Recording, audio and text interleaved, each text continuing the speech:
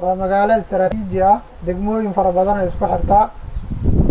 waxaan socdaalkayga halkaan aan kusoo gaaray hadda muhiimadiisa ugu weyn ay tahay inaan aragno horumarka ka socda halkaan ee maamulka iyo odayaashu ay hormuudka ka yihiin, iyo haweenka oo runtii kaalin mug leh ka qaadanaya nabadda iyo isdhexgalka degmadan iyo deegaanka nawaaxigan oo dhan ka socda si guud ahaan gobolka. waa idin hambalyeynaya.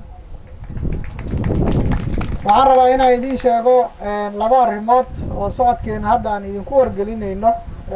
meeshaan magaaladan Shalambood mar dhow waxaa laga dhisi doonaa xarunta maamulka oo guddoomiyaha ugu horeeya.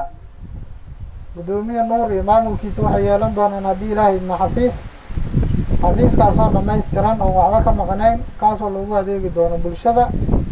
sidaas la mid ah nalalkan cadceedda ku shaqeeya ee magaalada aan soo gelinay tiradooda way yaraadeena la yidhi. waxaan rabnaa iyagana inaan dhammaystirno, aan gaarsiino ilaa iyo xarumaha ganacsiga.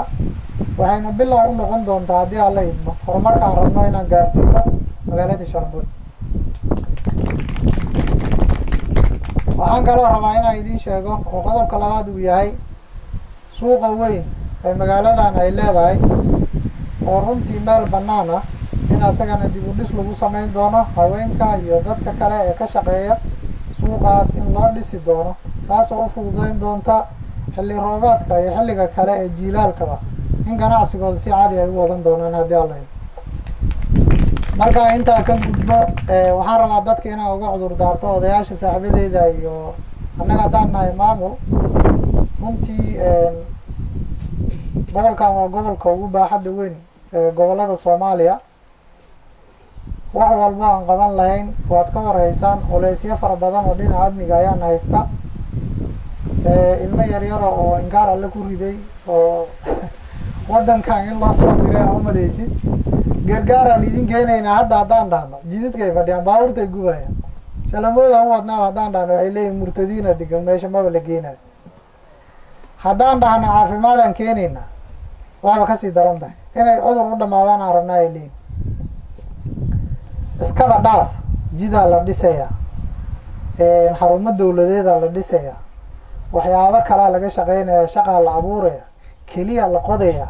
keligaan hadda idinkaad qodateen idinkaa ugu fiican. dadkii qoday haddaan annaga u diri lahayn waaba la dildili lahaa xilligan. soo saas maa xaqiiqdaa taasa.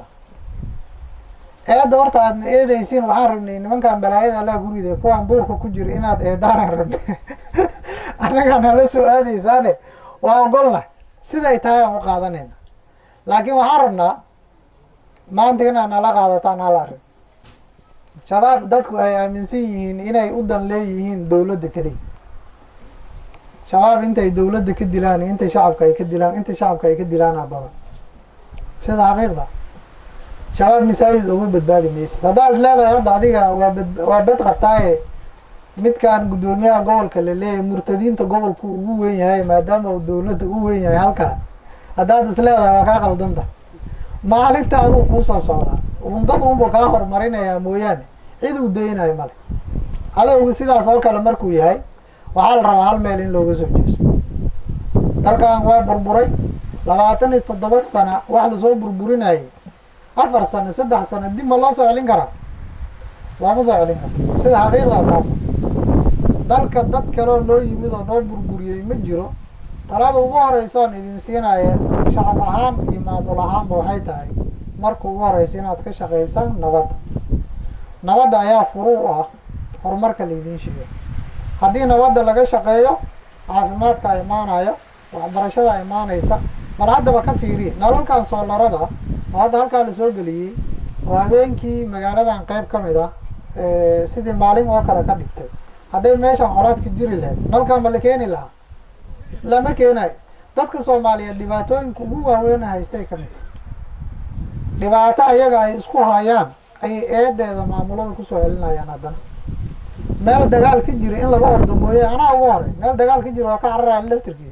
meesha maxay jooji, meesha maxabadaaba ka socotaba. meel xabad ka socota ma ani gargaar keena ya gargaar ma la keenaya meel xabad ka socoto? cid joogaysa male.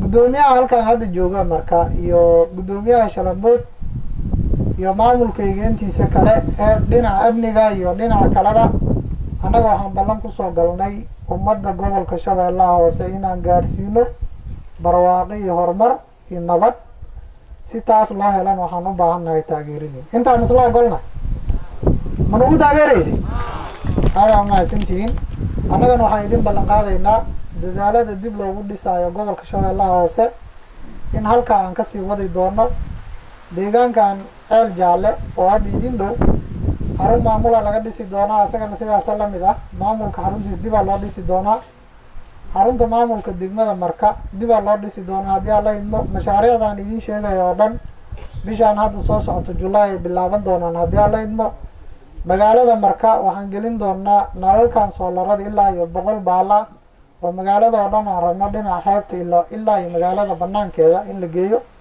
waxaas oo dhan waxay astaan u yihiin in marka lagu soo celiyo maqaamkii quruxdii dalxiiskii nabadii sharaftii karaamadii ay ku lahayd gobolkan Shabeellaha Hoose guud ahaan iyo Soomaaliya oo dhan maxaa yeelay magaaladan ayadoo dad qurux badan oo fiican oo nabadeed ay degan yihiin waxaa ka faa'iideystay cadow waa la burburiyey welina dadaab hadda sii sheegayo raba inay nabadan inalkan la gelinayo waxaan iyo horumarkan waxaan la dhisaynaa aan leenahay dadaan weli jeclaysanay weli waxaa la rabaa gabadhii Soomaaliyeed inay qaxdo waxaa la rabaa odayga Soomaaliyeed inuu qaxo hariyo qaxooti meelahaas inuu galo caruurtiisa waxbarasho la'aan ay ku dhacdo dadaan u ololeynayo waxaan aad u rabaa marka inaan idinkaga digo inaad garataan maslaxadiina deegaankan idinkaas kale dad kale oo la soo dejin doona ma jiro dalkan idinkaas kale dad kale oo qaadan kara ma laha annaga waxaan nahay maamul